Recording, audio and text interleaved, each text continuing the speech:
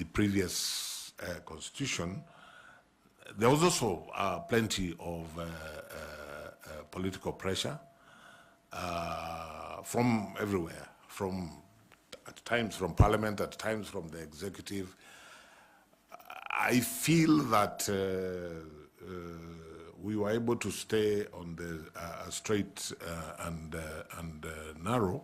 So, speaking for myself, I believe that is an important skill to be able to navigate those pressures while not compromising on what it is that the mandate is. I think I also feel I would bring into the commission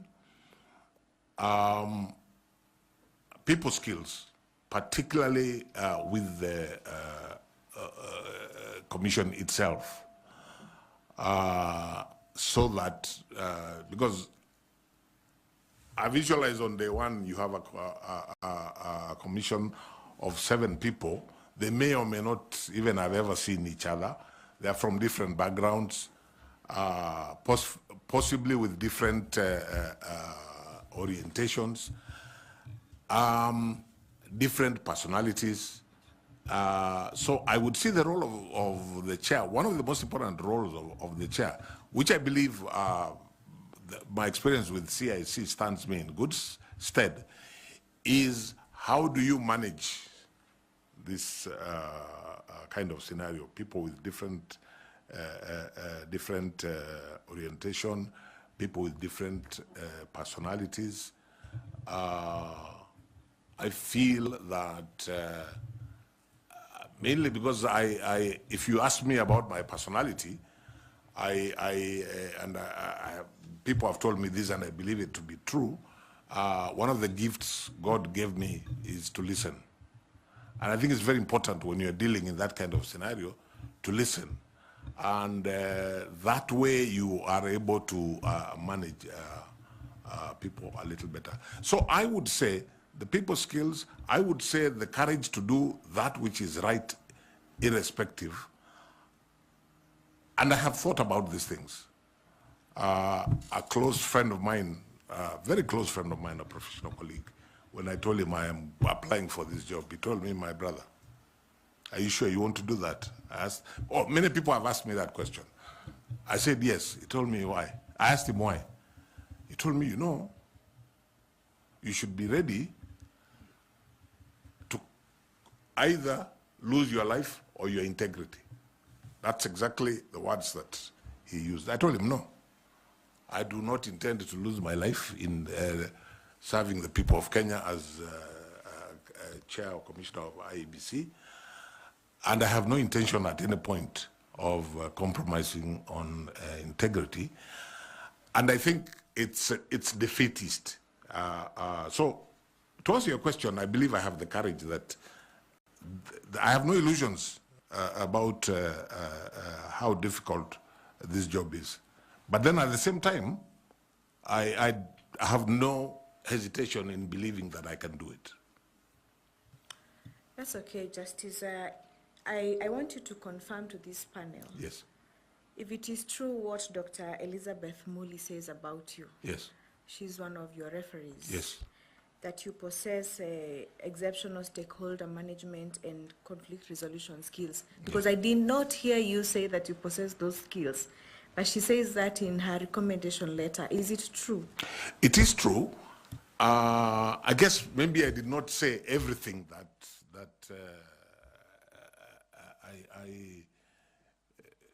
I would, or maybe I did not put it the way that Dr. Muli has put it in that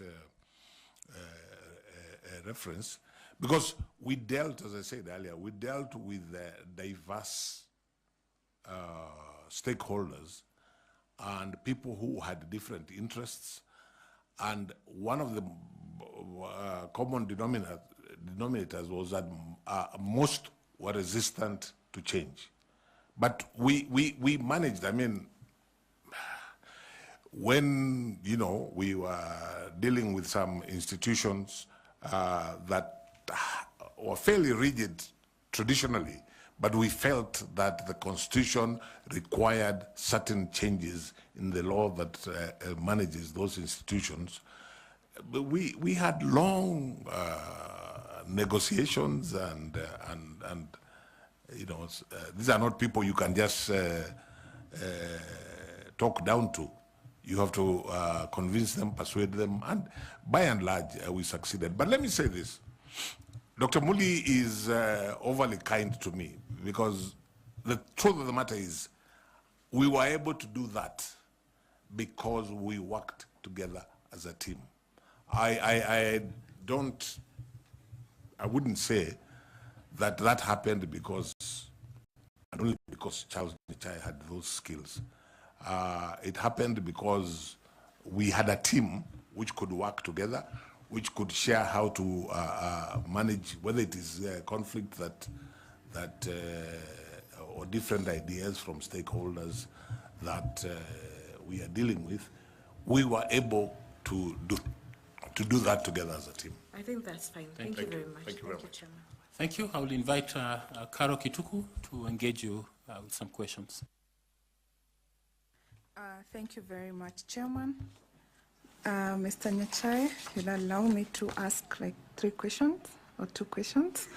The Constitution at Article 86 contemplates the use of a voting method that is accurate, verifiable, simple, transparent, and accountable. In the 2013 elections, 2017 and 2022, the IEBC deployed technology. In your view, does the technology that the IEBC deployed meet this constitutional threshold or requirements? Was it verifiable? And you can use examples to explain your answer. Okay, I would say that this has happened incrementally. And the real, 2013 years, but I think the real technology was 2017. My understanding of why the first election in 2017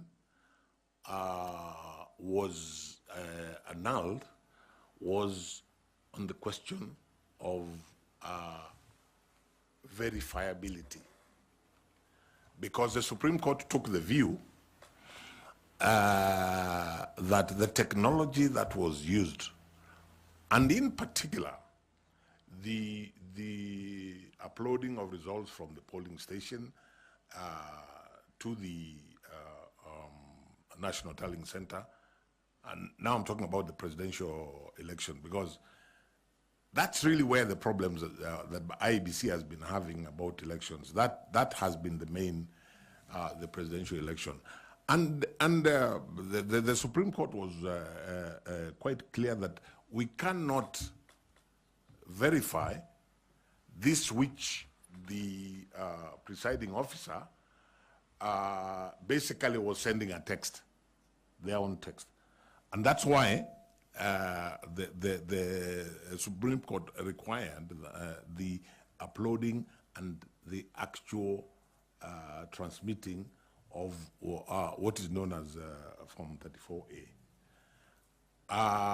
That's basically, apart from a few other, maybe, that's, in my understanding, what actually killed that first election.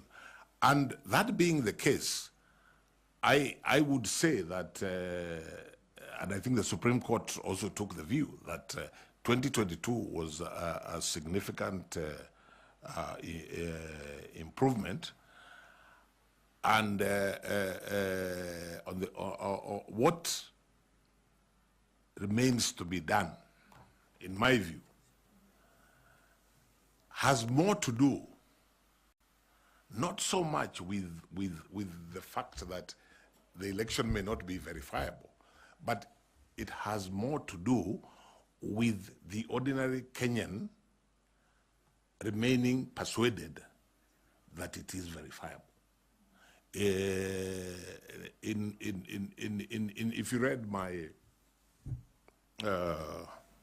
application, my letter of application, I used the phrase that where IEBC wants and needs to be is where IEBC, like Caesar's wife, must be above suspicion.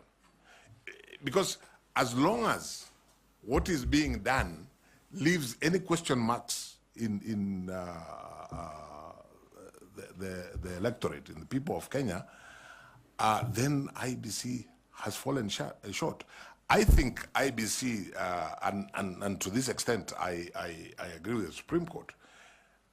They did, relative to the previous two elections, I think they did a relatively good job. There are, of course, things that the Supreme Court pointed out which could be done better. But all said and done, the elephant in the room is that question of what is it that needs to be done, especially with the use of technology, so that the Kenyan voter, the electorate, the Wanjiko, the Mora, the Amina, actually is persuaded that yes, even if we lost this, we are not quarreling with the electoral management body. The reasons lie elsewhere. Okay. So just following up on what you're saying, that the technology that the IBC has deployed over the various electoral cycles has been progressive. So apart from the KIMS kit, which is the technology that IBC basically deploys, what other areas can the technology be deployed to enhance the elections management in Kenya? Again, you'll allow me to go. Sorry, you'll allow me to go back to the fundamental question, what I've called the elephant in the room, so that we are looking at the trust deficit that exists between the people of Kenya and the whole system, including IEBC. How do we narrow and possibly even do away with that? So my answer to that question is even around the KIMS kit.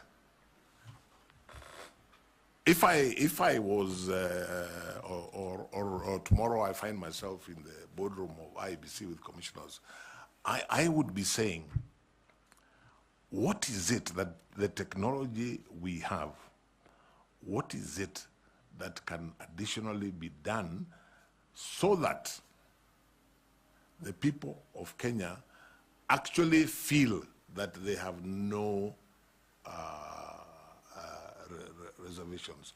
IBC, I believe there's an ongoing discussion between IBC and, of course, like the National Treasury and those who provide money about whether or not the technology, especially the KIMS kits, whether they're obsolete. IBC takes a position, I believe, that they are now obsolete.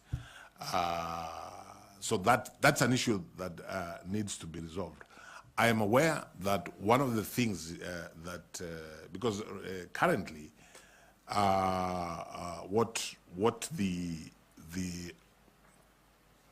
KIMS kit does, as I'm sure you members of the panel know, is the starting with the registration of voters, then the registration of candidates, then the identification at the polling station of the voter, and finally, which is the most problematic, the transmission, especially of the presidential result from there. So, and in the process of answering the question, I would want to ask, if I'm in the commission and just sat there, I would want to find out from the technology people, for example, how can technology carry the voter with IEBC from the time they vote up to the time results are announced. For example, the issue of technology, keeping the voters, if I vote, for example, if I normally vote at a polling station called Kisi Primary School. When I vote there and leave the station, if at the close of the voting, I got a message that tells me in your polling station, X number of people voted. This is when they have done the counting. These are the results. The ones that are being announced, pinned to the door and transmitted and then physically taken. If that was done, I venture, and technology helped the voter to get that. I venture to suggest that a Kenyan who was so minded could actually do the arithmetic themselves. So by the time Iebc is announcing the result, they are able to, if they are so minded, to do that arithmetic, whether through their political parties or not. So I think what I would be asking, not being a technology person myself, my question will still remain what I would be asking the technology people. What is it additional that we can do the voter to feel that there's nothing going on wrong, there's nothing they've missed? Yeah. My last question. So the law and there are instances that the technology does fail. Yes. It's technology, it can fail. So the law envisages that Iebc should contemplate having a complementary system. Two questions. What is this complementary system? And the second question, how would you ensure that that complementary system remains credible, transparent, verifiable, accurate, and accountable? Okay, the first question. Put on your mic, Justice. I'm sorry, Chair. The first question, what is this alternative? This was the subject of litigation. Of course, having another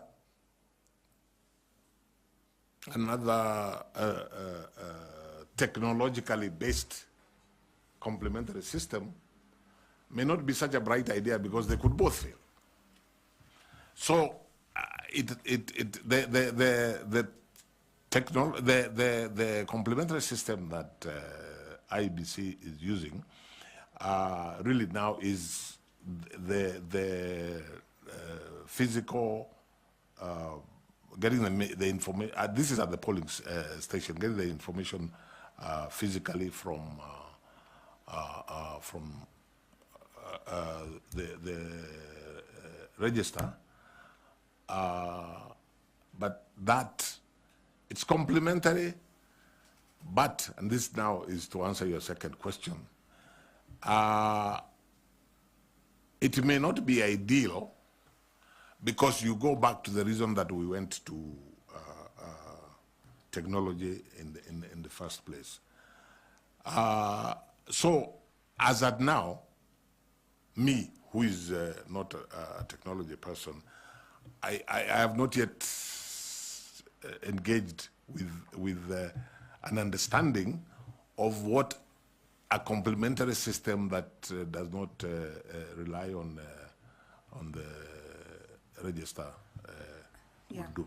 So maybe to help you, This complementary system can be manual Yeah. in the sense that the voter identification Yes. is manual. Yes. It's outside the technology. Yeah. There is a physical counting, Yes. the physical tallying of the Form 34, Yes. 34A, 34B, 34C, and the handwritten transmission or the physical transmission of the forms to the National Tallying Center. This is in regard maybe to the presidential. Yes, yes. Yeah, so that is maybe what could be manually. So we are asking, given now those steps that are being taken manually without the help of technology, if you become successful and you are the chairperson of Yes. the IBC, Yes. how would you ensure that those processes meet the constitutional threshold that is established in Article 86 in regard to the system being verifiable, accurate, accountable, transparent? Yes. Let me say this. I think it would be, in the absence of technology, it becomes more difficult to ensure that it is verifiable. So I think one then would be looking at that. How do you safeguard, for example, the journey, the physical journey that that Form 34A takes to become 34B and then eventually get to the National Tallying Center. And I also think that participants, not to run away from the responsibility of IBC to deliver an election that is verifiable, credible, and transparent. The players in the political parties, the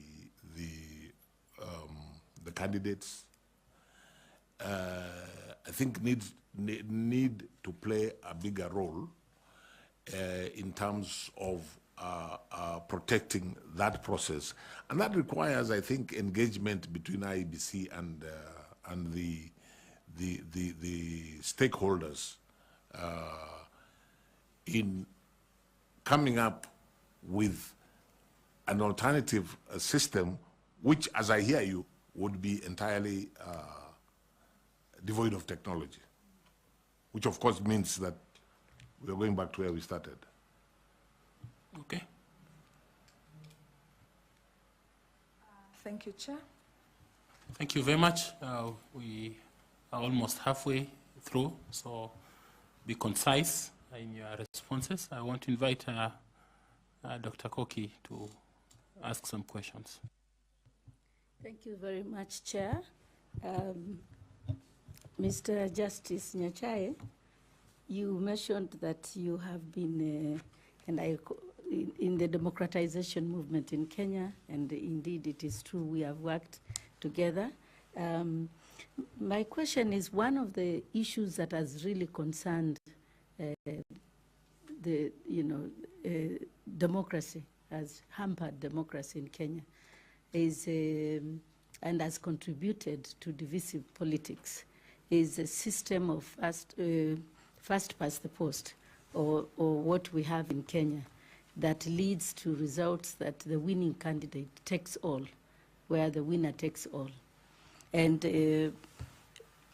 one of the concerns that, of course, there are many ideas that have been advanced on how to improve the democracy and the electoral landscape by introducing different types of electoral systems. For example, mixed member proportional representation, etc., which addresses some of these divisive elections.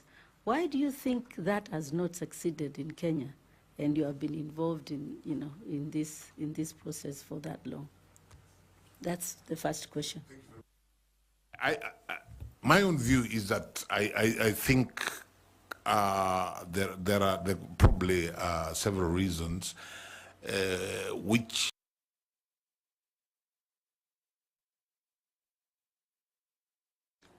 sadly is not always issue-based. And that's why even political parties, to actually achieve issue-based political parties has been a challenge. And that's why, for example, proportional representation may not work, because you have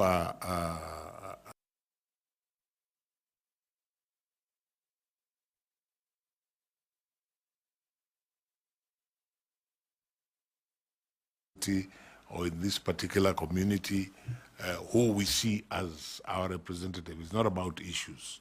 That, I think, is a reality. But let me say this.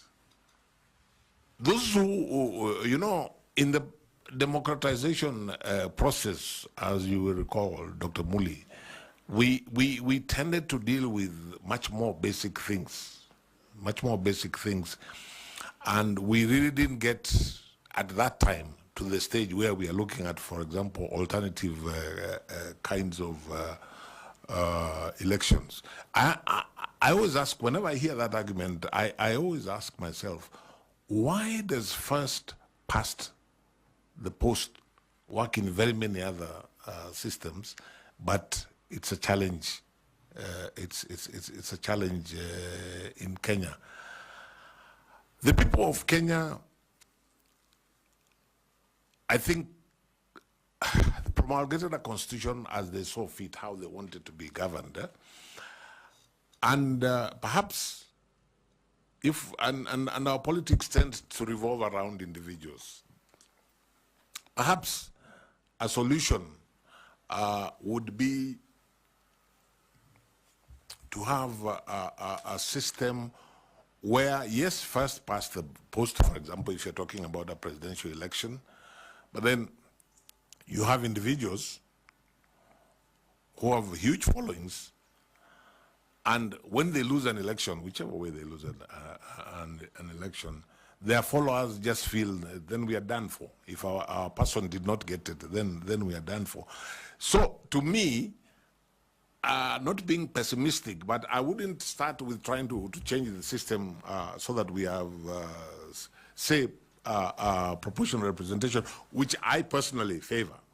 I would begin it from the pragmatic perspective of, is there a way that we can ensure that participants in an election at the end of that process are not feeling excluded from the body politic? Thank you.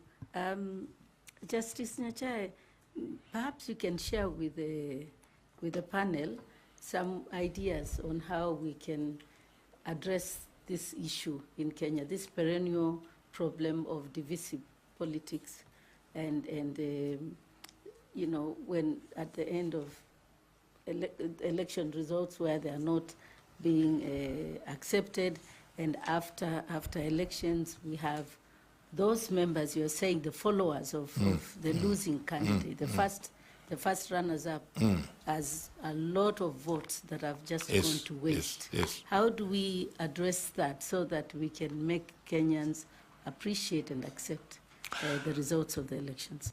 I think the first thing I would say, Dr. Muli, is that what we were discussing a minute ago, where we want to get to a situation where the people of Kenya have faith in the system, and to the extent that they are more likely to accept the result. I don't want to speak too much, the chair warned me, but let me just give a quick example. I'm not a great football fan, chair, but in 2014, by God's grace, I got an opportunity to go and watch the World Cup final in Rio, in Brazil. You know, thousands of people in that stadium, and everybody with very strong views in terms of who they are supporting. At the end of the match, you just had two reactions. Those who won were jubilant. Those who lost left there feeling dejected. But what you didn't have is a scenario of those who lost saying, no, there was something not right here. Of course, there are things like, I forget what they call it, where nowadays there's technology assists to follow some of those things. But the important thing is, how do you, in answer to Dr. Muli's question, how do we get to a situation, and that's the first part, a situation where people have faith in that system. So if they lose, they're just dejected, but they don't cry foul. The second team, the second side of it, I think if we accept as a people that we have this problem that is perennial, where we have difficulties in accepting the results and so on, because of what the consequences are. Because the consequences is that a leader and his or her people feel, oh, if once we are lost, then we are done. We have nothing out of it. Is perhaps to relook at the structure of government so that in the body politic, those who have not won at all levels to be able to form government feel that they're still participating in the body politics. Those are the two suggestions that I would make. Thank you very much, Justice Nyachae. Thank you very much, Chair. Thank you very much. I presume that in Brazil there was confidence in the referee. Chair, there must have been, because I didn't see anybody shouting referee Akwende or things like those. I just saw people jubilating in that particular match. Germany won. I saw people, those supporting Germany jubilating. The other side, Argentina lost, the crying. But it's just the way you accept that we lost. But nobody challenged the system of how the result was arrived at. That's my point, Chair. Okay, then we will ask you further questions, since you will be the referee if you get this job. Thank you, Chair, and thank you again, Justice Nyachae. You are the chair of CIC, which I'm looking at the Constitution here. You are to monitor, facilitate, and oversee the development of legislation and administration procedures required to implement this Constitution. Now, I believe you were part of the Chapter 15, the operationalization of the Chapter 15 commissions, for which CIC was one of them, and particularly Iebc is one of the Chapter 15 commissions. However, in the recent past, in 2014, there was the Senate actually raised concern with regard to conflicts between the Commission or within the Commission. And I think this one was specifically to National Gender and Equality Commission. Equally, in 2015, there was an issue at Ethics and Anti-Corruption Commission, which is also a Chapter 15 commission. And even it went to court. There were investigations that were done. At some point, they were nullified on the basis that there were no commissioners at EACC. We've seen what has been happening at Iebc. 2017, we saw how the former chair, the CEO, how some commissioners left, resigned. And coming home to the IPC Act, I was just looking at it, and we've had 10 amendments up to last year. The one that created this election panel was actually the 10th amendment of the IPC Act. So looking at the governance framework of these constitutional commissions and the conflicts that we've seen running across, is there a problem with regard to the governance framework of our constitutional commissions? And is it a constitutional issue? Is it a legal issue? Or it's more of a governance issue? Thank you. My answer to that would be it's none of the above. The biggest problem is the dynamics of personalities and what is perceived as power play. The one you didn't mention was between the National Land Commission and the Ministry of Lands. I honestly, obviously, like I said earlier on, hindsight is always 2020. There must have been a few things here that when you look back, you say, this we could improve on and this we could improve on. But the basic framework for each of those constitutional commissions, I would still stand by the laws that were put in place. The problem, if we are to be honest with ourselves, is personalities, the dynamics of power play, resistance to change. Classic example would be the conflicts that were there between the National Police Service Commission and the National Police Service itself, the Inspector General and his team. I still don't think the problem was either with the Constitution or with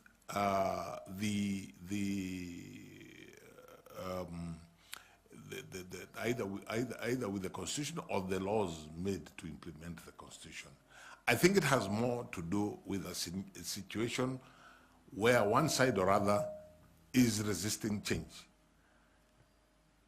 You know, we must not forget at any point that the 2010 Constitution was and remains a radical document, a transformative document, relative to where we were before. So when you tell a senior police officer, take the IG, and I mean, it's just an example, I'm not accusing the IG of anything, that you were able to do this previously, but now under the constitutional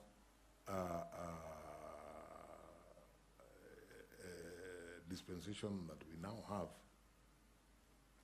this can only be done this way, or this can be done by KDF Act, for example. It took a lot of energy, particularly by Dr. Muli, Elizabeth Muli, who was in charge of that particular thematic group. It took a lot of energy, negotiation, for the military to understand a concept called civilian oversight, which is in the Constitution. They're not used to it. To their credit, eventually they were able to internalize it. To me, the problem we have been having with the constitutional commissions is not about the Constitution, is not about the laws to implement the Constitution. It's about the power play and resistance to change. Further to that, the Iebc Act, which if you are successful, you will be responsible for its implementation, was actually amended in 2016. And it is the only one under Chapter 15 commissions that has separated the functions of the commissioners and the secretariat, unlike all the other Chapter 15. This one under Section 11A has went ahead to separate it. So given your experience and the fact that you've said it's not about the law, it's not about the Constitution, it's about power play, so how will you, if appointed, handle these challenges that have been default to IBC for the last 10 or so years? Sorry, which particular one? Which particular challenge? You see, Section 11 Yes. 2A, Sets out the... it is the only Yes, yes. of all the Chapter 15 Yes. where it has clearly separated the roles Yes. of the Commission and Yes. of the Secretariat, Yes, yes. unlike any other Chapter 15. Yes, yes. So, given the fact that you've said this is about power play, it's Yes. not an issue of law. Yeah. So, assuming you, and if you get this position, Yes. as the chair of IEBC, how will you ensure that these conflicts, perennial conflicts that have been there at IEBC, which are more of power play, not the law, how will you address them as once appointed? Okay. I think there are two different levels of conflict. The one that we were talking about in the earlier question is about the commission as an entity and maybe another entity like part of the executive which was dealing with particular issues beforehand. Now you're asking me about within the commission. And if you're asking me about IEBC, if I was privileged to serve as chair of IEBC, I would consider myself lucky, more lucky than the other constitutional commission heads, for the simple reason that I accept that amendment 11A is a very helpful and useful amendment, because you don't then have to have any tug of war about who does what. The bigger problem has been, in my view, with the other external entities. But let me come to IEBC. You know what? Honestly, I think the solution to IEBC, 11A is very good. It helps. But 11A will not solve the problem if the mindset of the respective players, like the commissioners and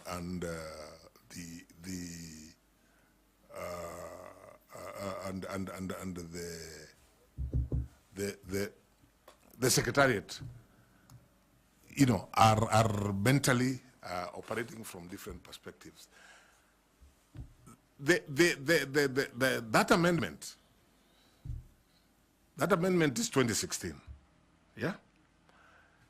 Now, if we just look at the commission, it didn't help in 2022 at Bombers. It was there. You still had this rupture which nobody...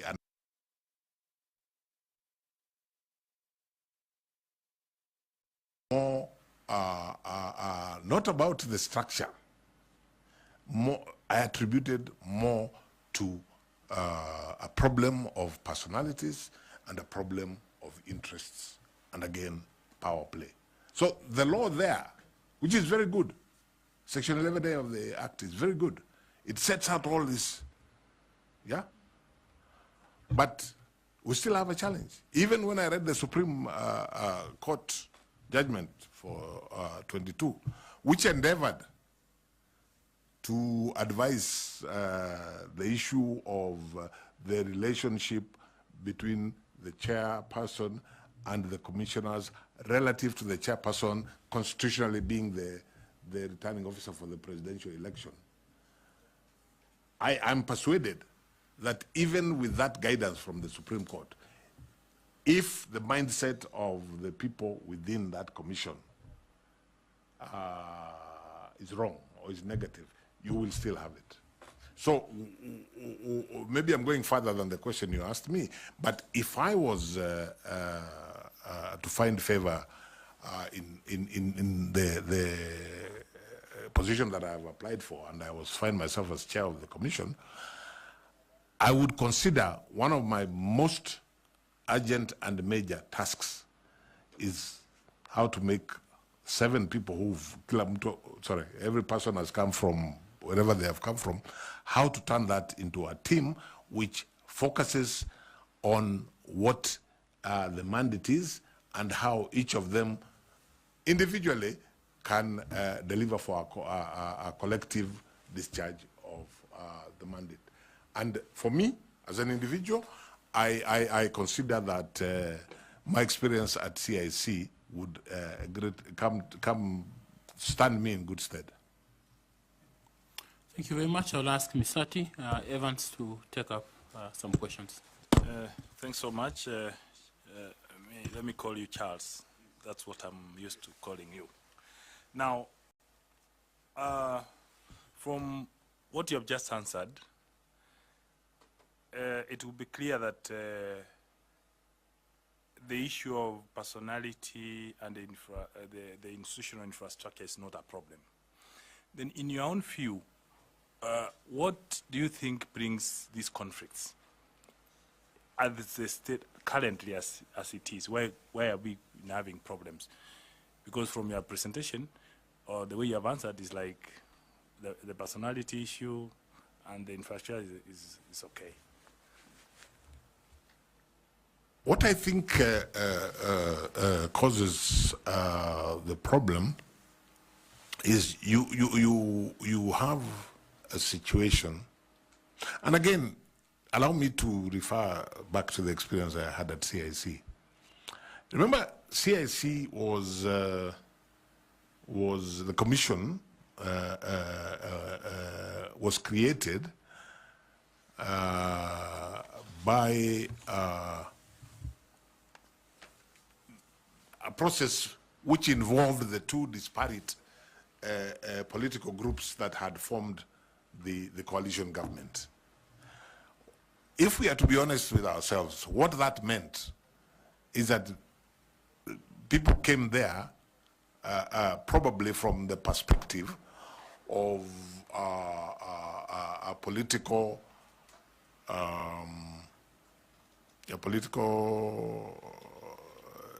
you know, I have come here by virtue of political coalition X, and I have come here by virtue of political.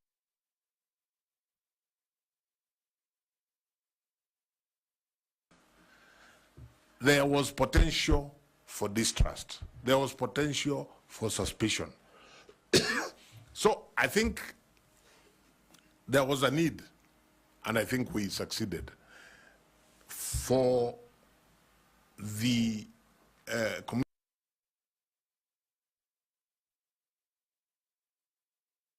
reassuring each other, whether it is trying to understand each other, whatever it is, so that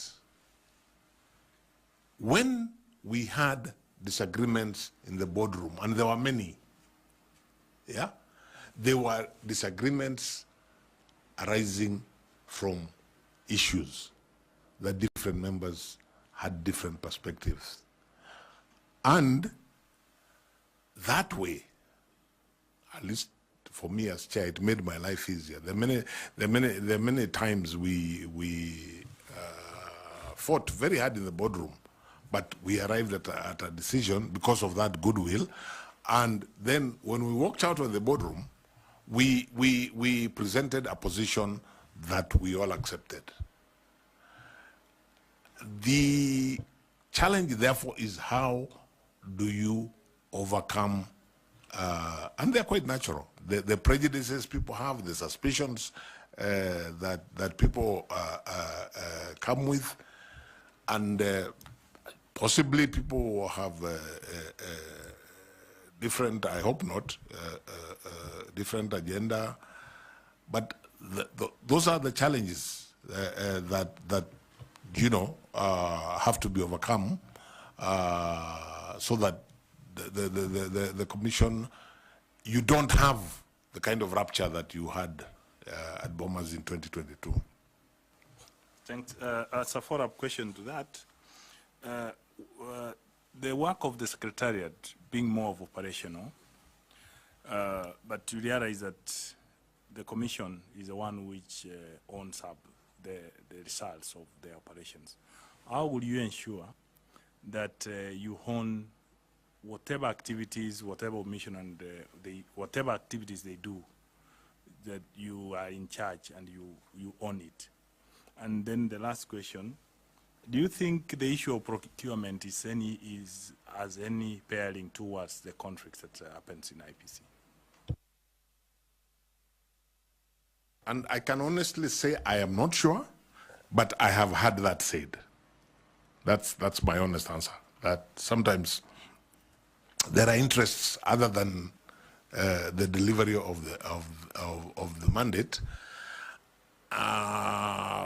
There's a school of thought, for example, that when you had a commission which came in when other commissioners had been there, perhaps there was a feeling that when we were not here, what happened that we missed out on. I think that is the honest truth, but I don't know. I don't know. Honestly, I can. But having, sorry, what was the other than procurement? You own the actions of the operations. Yes. So.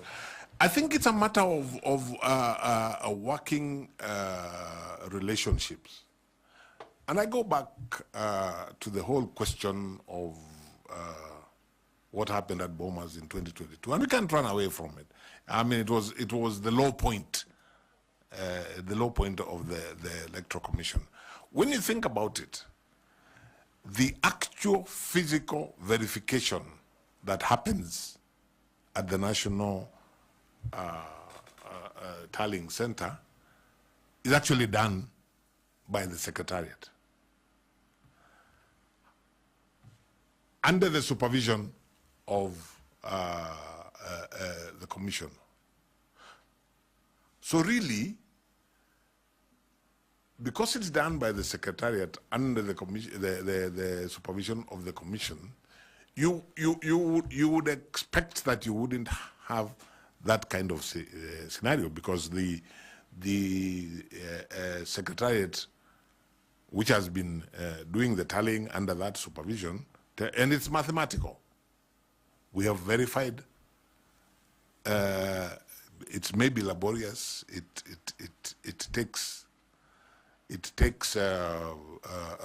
may take time, but it should be purely mathematical.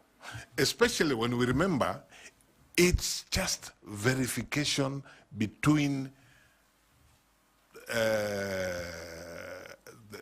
from 34A that was transmitted and from 34A that arrived at Bomas. So, when the returning officer, take my constituency again as an example, when the returning officer from Nyaribari Church constituency arrives with his 34B with the attachments of 34A, all that the Commission is required to do is to verify that what he has brought, is consistent with what was uploaded and sent to the National Tallying Center. Because in the minor KI case and subsequently, the courts have said what was announced by the presiding officer at Kisi Primary School cannot even be changed by the chairman of the commission or chairperson of the commission. So when you think about it, the tallying exercise should be an exercise really that is basically mathematical. Because once you tally that, what happened at the Kisi Primary School with what was uploaded and sent to the National Tallying Center, multiply that by, is it 47,000 polling stations, it's purely mathematical.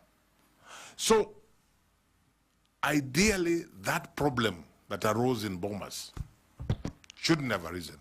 I am persuaded that what happened in Bomas had more to do with the personality differences. I wouldn't want to guess what caused the personality differences or whatever, but it had less to do with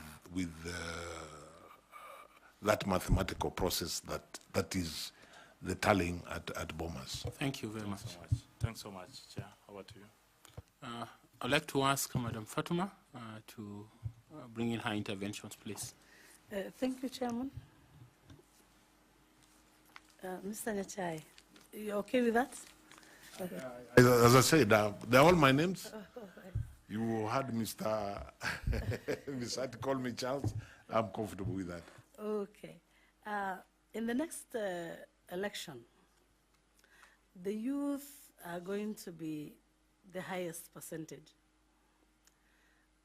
However, they face barriers like disillusionment, apathy. So if you become chair, how would you meaningfully engage them in the electoral processes so that they're able to take care of their political and civil rights? I think that the answer to that is at several levels. At the most intimate level, of course, if the commission is in place and, for example, starts continuous registration of voters, the chances are that the 500,000 or so people who are going to be employed to do that are going to be young people. That's at one level where they will feel engaged. But in terms of the process itself, because IEBC is required to deliver on a credible election, and that is reflected in its both its vision and its mission.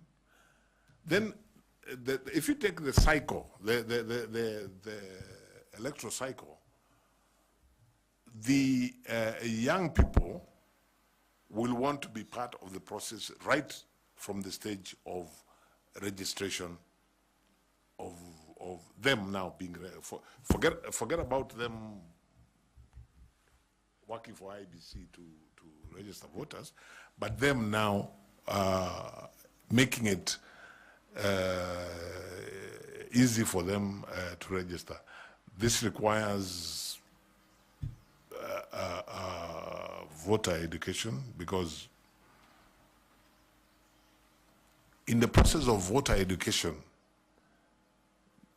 all stakeholders, including IEBC, must dispel from the notion, from young people and Kenyans generally, the notion that the election is about other people, not about them.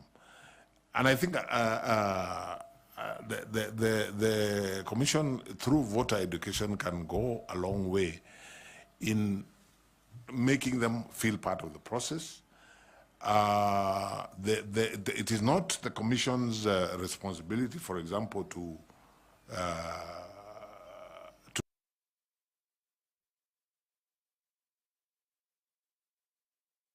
as an entity that deals with elections. If I was chair, I would be talking to the executive about how we can help young people to be to have IDs. And there are many challenges. There are many challenges. Some of them on day one, whoever goes to that commission, and they're going to involve young people. Take the by-elections, for example, that are pending. If you take a constituency like Banisa, I think 2 years they have not had representation. In those 2 years, there must be a lot of young people who have come of age, maybe have IDs, and they want to vote. The law requires that you stop registration of voters. Is it 60 days? 60 days before the date of the by-election. So, in where there is an urgency in having that by-election, these young people are going to feel disenfranchised. That's just one example. Now, at a national level, there is an obligation on all stakeholders to ensure, right from them being enabled to get identity cards, which, as I say, is not part of IEBC's mandate, so they get identity cards. IEBC must facilitate them to register as voters. And very importantly, in terms of civic education, and I mean, voter education, and the wider civic education anyway, which as a country maybe we haven't done very well, there is a need for all of us to work together to ensure that the youth in this country feel that they matter. That is stakeholder engagement.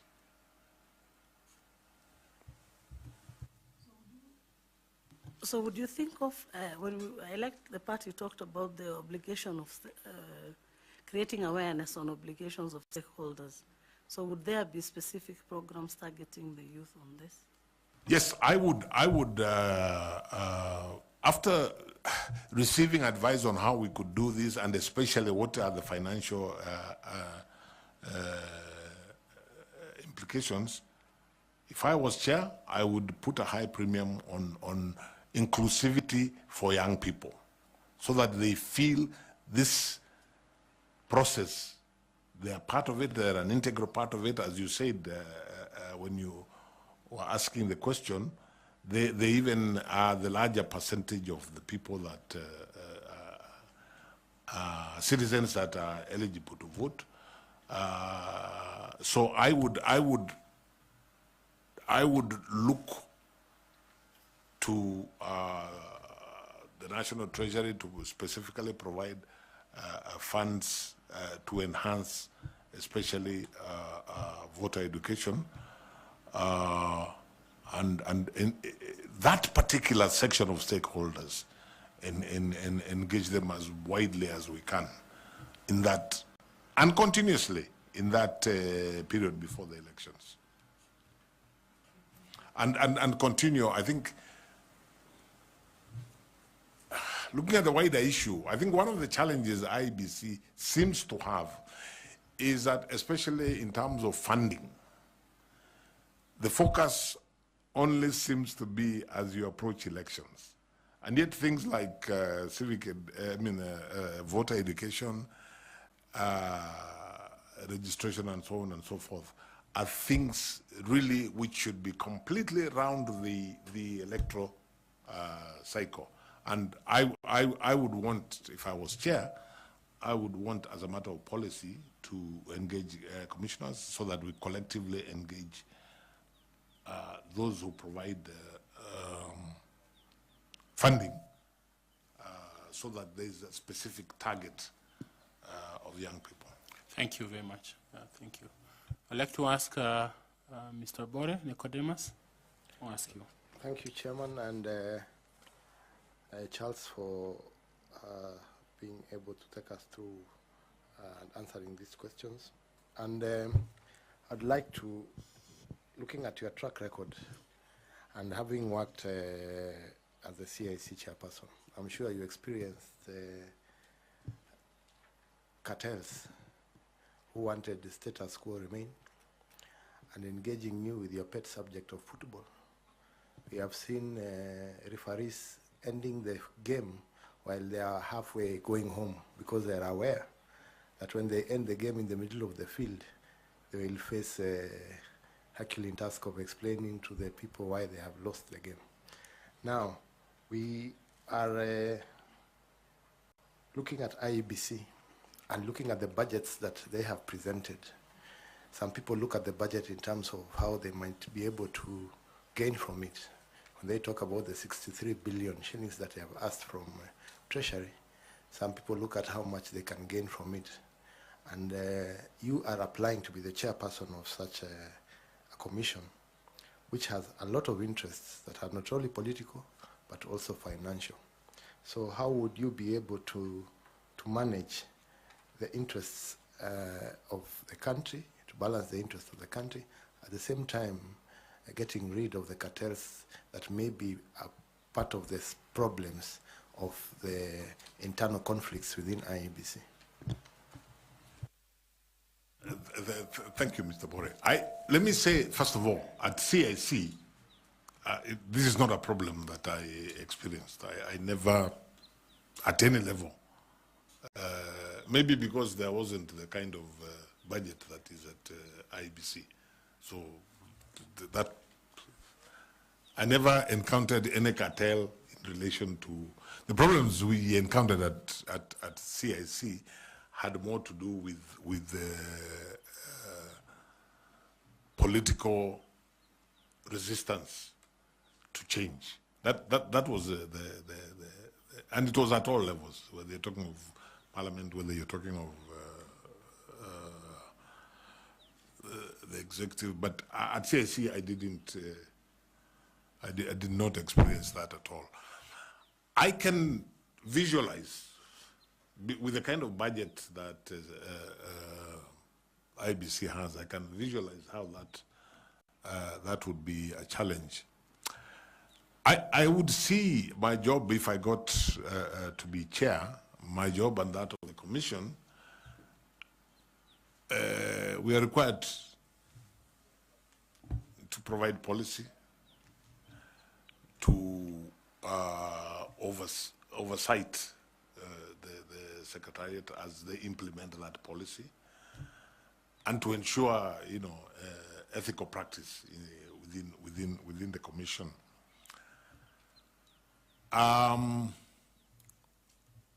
So, for me, that would be the guiding,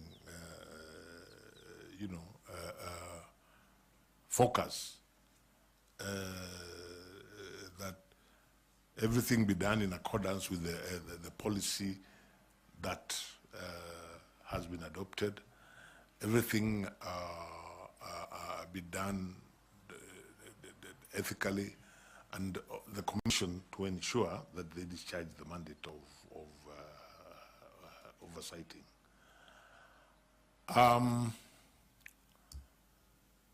But I think that it's one of those areas that if the commission are all of the mindset, yeah, then I think the commission should be able to resist any untoward attempts by what you have described possibly as cartels. But I can visualize that kind of figure probably has people salivating around the country just because of the figure. As a follow-up question, what kind of legacy do you hope to leave behind in terms of ethics and trust and constitutional governance in Kenya if you are given the chance to become the chair of IEBC? Thank you, sir. Given the history of this commission, especially in the last 3 elections, like I said earlier, there are many people, well-minded people, who think it's a very brave thing to go to IEBC, and therein lies the challenge. So what I would want, with a good team, if I got this position, with a good team of commissioners, the legacy I would want us to leave is a legacy that this is the commission which was able,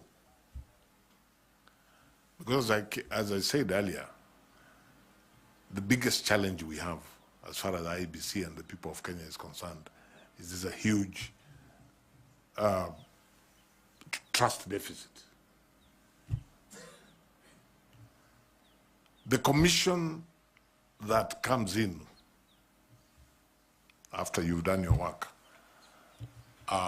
will conduct, because of the 6 years, will conduct one election. So they have one bullet, and the one bullet is to reverse that situation of the trust deficit. So for me, alongside anything else and everything else that the commission will be doing from day one, is what is geared towards reducing that trust deficit. I'm an old-fashioned, or shall I say an old-school lawyer. So for me, the Supreme Court of Kenya tells me the 2022 election met the minimum standards contemplated by the Constitution. I accept that because that's me an old school lawyer. But that's not good enough for the people of Kenya. Beyond what the Supreme Court said, the people of Kenya themselves must feel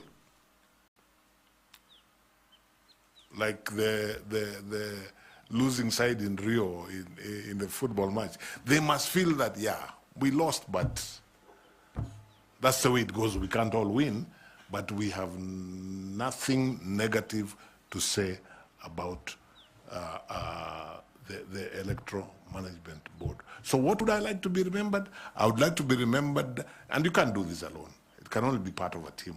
I would like to be remembered as part of a team, and if I was given the opportunity to serve as chair, I would like to be remembered as the chair who was able to completely reduce the gap of the trust deficit between the people of Kenya and the electoral management body in election issues. That's how I'd like to be remembered.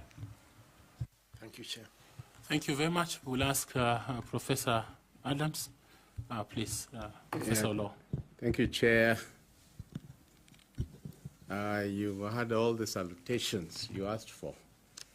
Mr. Justice, Charles, Nyachae. But my colleagues have not called you by the name which I'm sure you are given traditionally. So I'll address you as Ayako. Thank you, sir. Very good name. Very good name, I believe so. I've heard you. I've looked at your CV. And your big ticket to shoe in into this position of Chair IEBC, if I hear you correctly, is your experience in CIC. Because other than the introduction, IED, you packed it. You are chair there. ICJ, you packed it. It has just been CIC, and I see where you are coming from. And that's where my first question comes in. Another consistent parallel to your CIC experience has been the liner, resistance to change. And at the end, when Bore was questioning you, you said both the executive and parliament. If I may ask, why does Ayako now feel that when it becomes chair of IEBC, that resistance will disappear, and he and his team will lower the trust deficit? What will happen that hasn't been there in this resistance to change?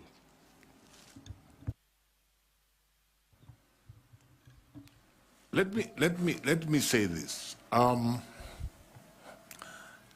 When I talk about the resistance to change at CIC, effectively what I am saying is I expect all levels of resistance even at IEBC, probably because the stakes are higher. At CIC, I wouldn't say that we failed to overcome. I think we went a long way in for lack of a better word, in plowing through that resistance. We didn't always succeed. And that's why I gave some examples of what I consider to, especially in terms of legislation, like the Ethics and Integrity Act. I felt we tried, but it was viciously, for lack of a better word, watered down. But we live to fight another day, and you know, even at IEBC, one expects resistance. It's not that I expect that you'll walk into IEBC and everybody will clap for you and say, this is what we want to do. But what I'm saying, Prof, if the focus is on reducing, if not completely obliterating that trust deficit, and you start from day one, then you're not even looking at just you as individuals. You're looking, how can technology help us to do this? How can we improve the policies? Can we address, for example, the question, I don't know if it was Dr. Muli or somebody who asked about the complementary system. With the, with the focus on trying, it's not something that I am naive enough to think that can be achieved overnight. But I was answering the question from Mr. Bore, what would I like to be remembered as? That's why I keep saying, even if it's not completely obliterated, because that may not be easy, if it is reduced, as opposed to getting worse, then I will feel I have, I am happy to be remembered that way. Thank you very much. My other question is that, again, I believe that for IEBC, most of the time, for Kenyans, it is which side of the political divide are you in? And there are those who have time and again become pessimistic that that prefix independent should be removed from IEBC because it's never independent. The law that is guiding us in this selection panel is very clear on who is qualified or not qualified to run. And I just want to use the analogy that you gave us of the World Cup. And now I won't mention teams because Kenyans are very passionate about the Premier League. But there are usually some referees that you'll just see trending that they are favoring one side. And my question is that if you were to succeed as chair, what's your understanding of independence and impartiality, given that you and other chairs before have been politically affiliated? It's not a secret.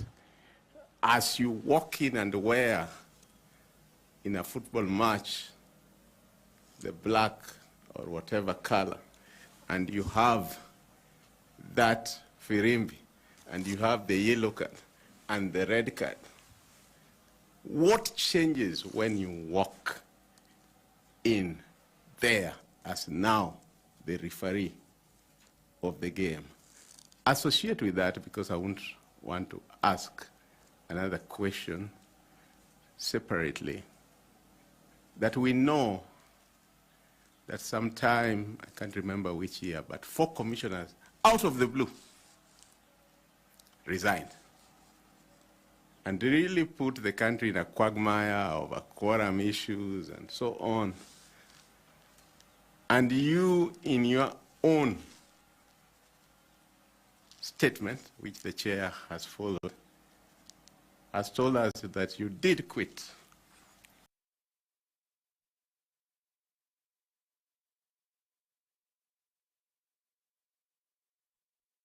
$dollars for a job you felt you're not doing. I don't want to ask that, have you been replaced and is that new person earning money for no reason? I don't want to go there. I want to stick to your quitting.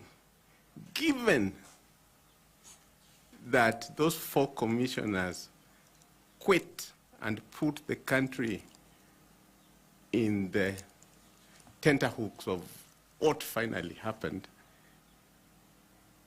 Kenyans watching will be asking, Charles Nyachae did quit once.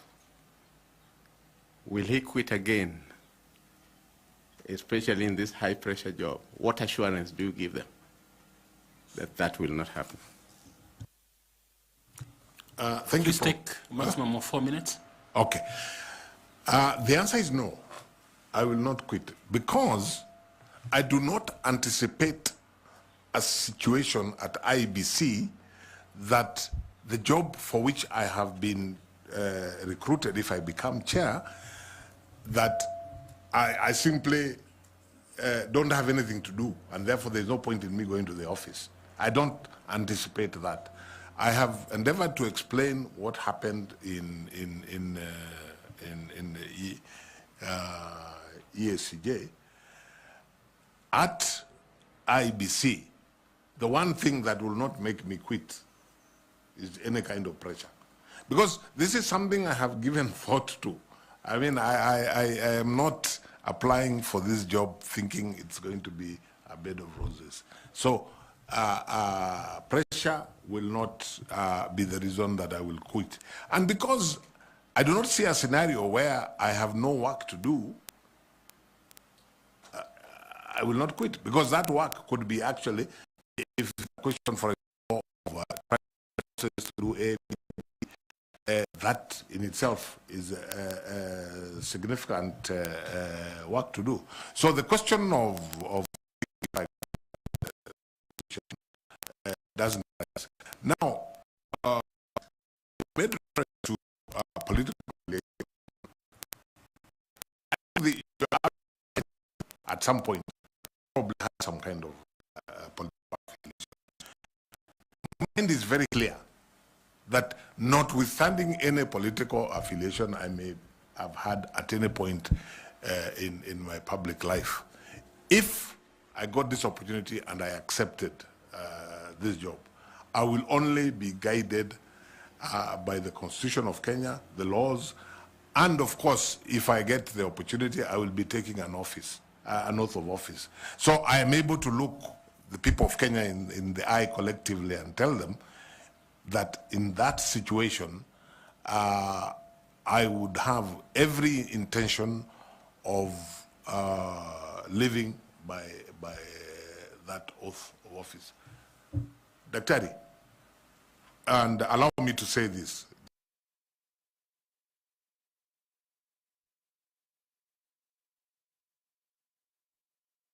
Members around the table come here by virtue of political parties. But as I sit here as a candidate, I don't have the slightest doubt that every member in this panel is going to do their job impartially and focus on what they believe is the best result. I have no qualms whatsoever. I cannot say that so-and-so maybe at some point was a member of this party, that and the other. And I think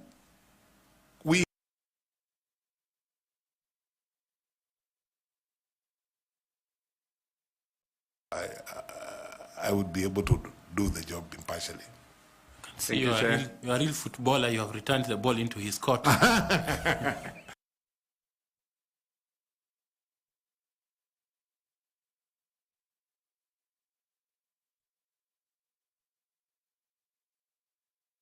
Need to shoot my high school question. You are in ESCJ, which means you are in the body organogram of the East African community. The ESC Treaty envisages 4 stages. How many are already in place, and which ones are in place and which ones are not yet in place? If you are to ask, different people have different.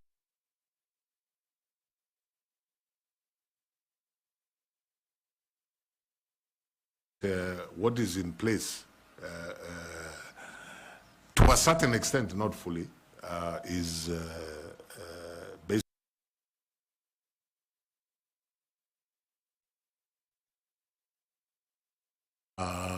That's actually the one that I would be comfortable to say is in place.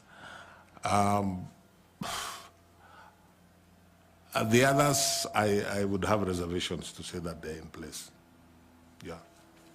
My second question that Chair calls high school question is that the Electoral Commission of Kenya has promulgated at the Lancaster negotiation for the Independence Constitution, Yes. ran the 1963 election, Yes. then amendments to the Constitution literally buried it until the return of multipartism, Yes. when ECK was again reenacted into the Constitution. Yes. Which body, which office ran the elections from 1969 to 1988? There was an office called the Supervisor of Elections. In practice, the elections were run by the then provincial administration. Yeah, I think basically that's the answer I would give. Yeah. Thank you, Chair. Thank you. Mr. Tanui? Mine is a quick one. Justice retired Chairman Emeritus, if I may use those terms. What would you tell Kenyans who are saying that you've served this country as a judge of the East African Court? You've also served Kenyans as chairperson of CIC, and now you should allow other Kenyans to serve as chair IEBC. What can you tell them? Yes, I would tell Kenyans, essentially I am not before this panel from the perspective of looking for a job, so that one can say, wachia wengine na hao wafanye kazi. Of course it's a job, but, and I reflected long and hard. And I imagine if I was looking for a job, I would probably still, even at my age, get a less dramatic job. The reason that I am offering myself is because, one, I remain passionate about the Constitution of Kenya 2010. I believe that the electoral process is really the backbone of the democratic architecture that the people of Kenya envisaged in that Constitution. I believe that I have something to offer to the people of Kenya in this regard.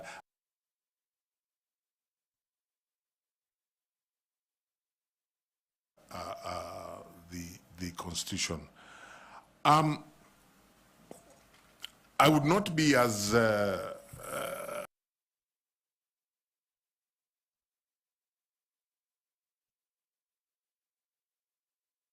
authority. I'm available. I believe I can do the job. I would be committed if I got the opportunity. So I'm not really, I would want to tell the people of Kenya that I'm not really trying to squeeze into a job which other people can do. Of course, there are many Kenyans who can do the job. But I'm just saying, I believe I can do the job and I am available. That's basically what I'm saying. Thank you, Chair. Thank you very much, Justice. We are required as a panel to receive memorandum from citizens of this country. Yes. And as such, put such a memoranda to you, and we have brought that to your attention. One by Bunge la Wananchi and a sworn affidavit by John, Mark, and a few others that has been put to you. And they allege the following: that you failed Chapter 6 integrity test due to scandals including extramarital affairs and child support lawsuits that you have faced before. Number 2, financial impropriety. They allege that you're linked to Procter and Allen, a cereals company in financial distress that has defaulted 3.7 billion loan, raising doubts about your financial management capacity. Number 3, that you, Chair, lack a public record, and they allege that to implement key electoral reforms, you failed to do this as a chair of CIC, and in coming into office as a chair of IBC, there will be nothing new that you'll add. Number 4, they say that there's some conflict of interest, that perhaps you have some political patronage that bring in lack of integrity, and you may not be objective in a presidential election. Then finally, that you lack public trust due to these past controversies, including personal scandals and questionable appointments and financial disputes. What do you have in terms of response? Briefly, kindly. Thank you very much, Chair. I'm happy to respond to those. I did get the memorandum and I looked at it. Of course, this is a public process, and it's right of every Kenyan to make allegations. One would expect that any serious allegations would have some support. Now, when I go through this, the first one of personal morals and integrity are just allegations, and some, I saw a page from some newspaper, and that's all that it is, allegations. Whatever they talk about, they have really not given any substance, and I do not accept the allegations, and I think that's really, on that one, that's what I would say about it. The second one, and I think Procter & Allen,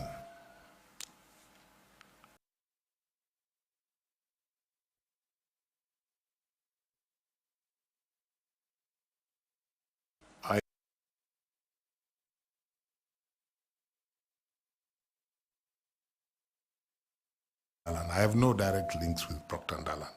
So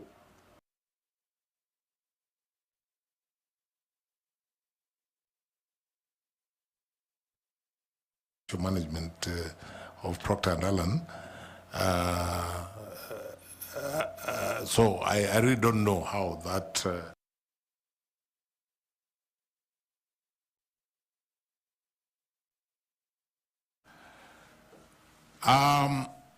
the allegation that I failed at CIC, I think it's insulting, not so much to myself, because I'm a candidate here and they're welcome to say what they wish to say about me.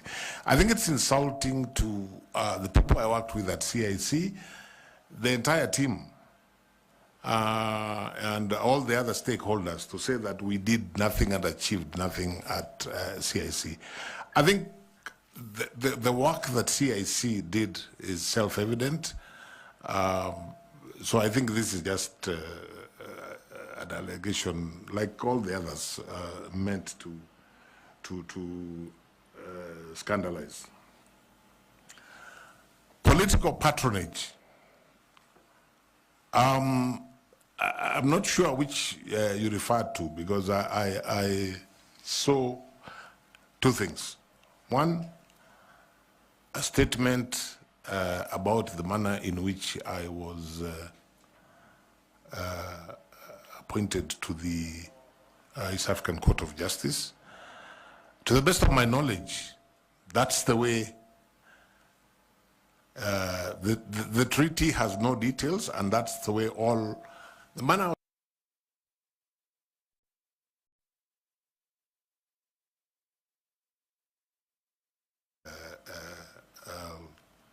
heads of state who sit in the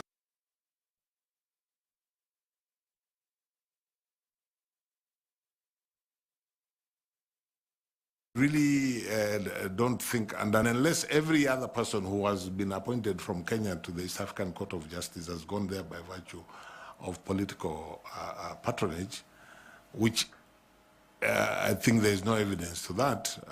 Again, I think this is purely scandalous.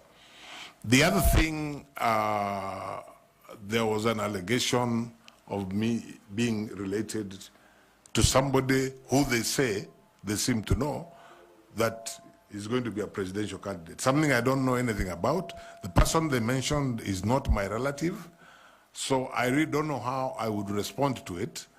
Again, I think it's purely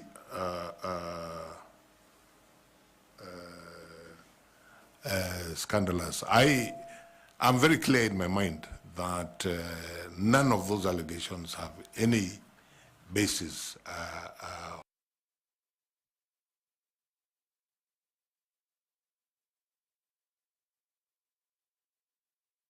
Questions on that, which I will be happy to answer. I consider the entire memorandum as being motivated by ill will for reasons that I don't know, and not being supported by the truth. But if members have anything specific they wish to ask, I have no problem. Any knowledge of you being a state candidate? A state candidate for this job? No. I'm not sure what a state candidate is, but I made this decision to run. You know, Mr. Chairman, when somebody talks about a state candidate, they're actually insulting this panel. You're the people who are going to decide who among the people that you have interviewed you are going to recommend to the appointing authority. So the idea of a state candidate is foreign to me. Your last question. Thank you, Chairman. Justice Nyachae, there have been allegations by Bunge la Wananchi. Yes. In a memorandum that I'm certain that you have seen. Yes. Facts which have been disclosed to you earlier, that there was misappropriation while you were at CIC in the year 2015, that the Auditor General's report revealed that at that time, the Commission spent an excess of expenditure of 43 million in a budget of 306 million, which had been approved. That at the time you ended up spending about 349.8 million.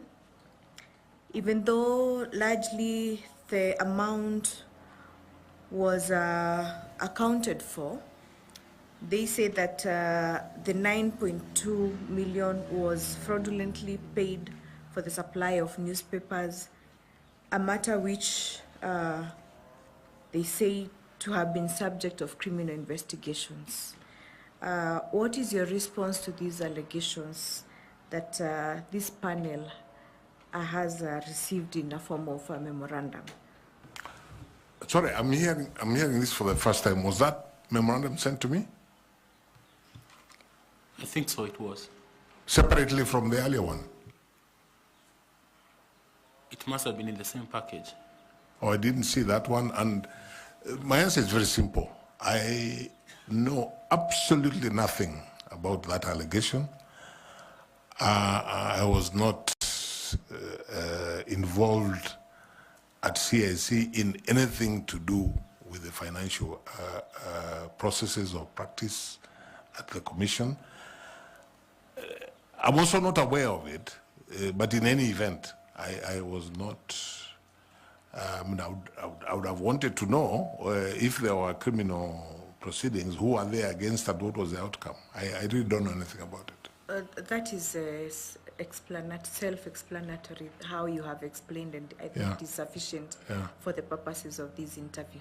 We just want accountability in terms we have received. No, that's, and of course, a fair defense for yourself. Absolutely. Which we are grateful for. Absolutely, absolutely. Okay, Tanwi?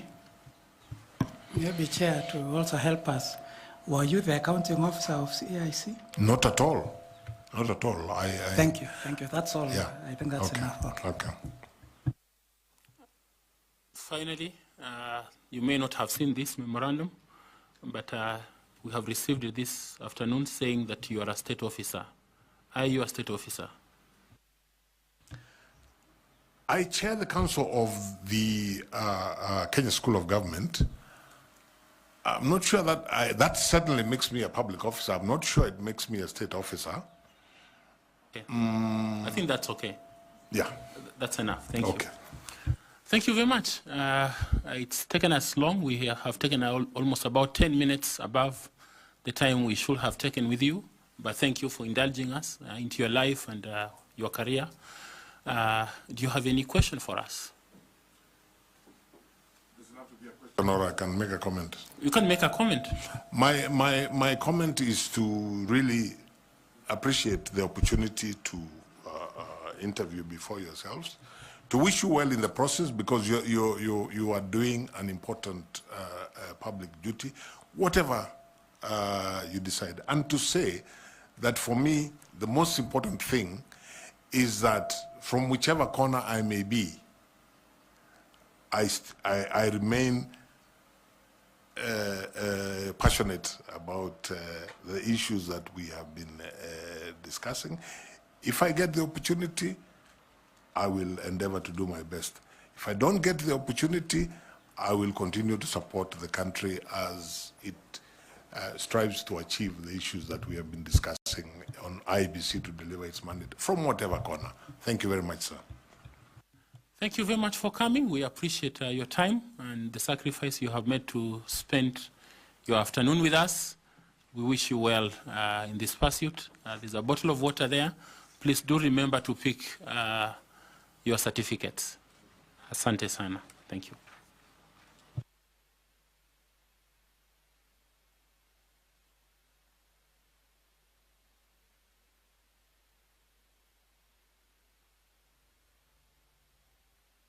That's yours. It's okay.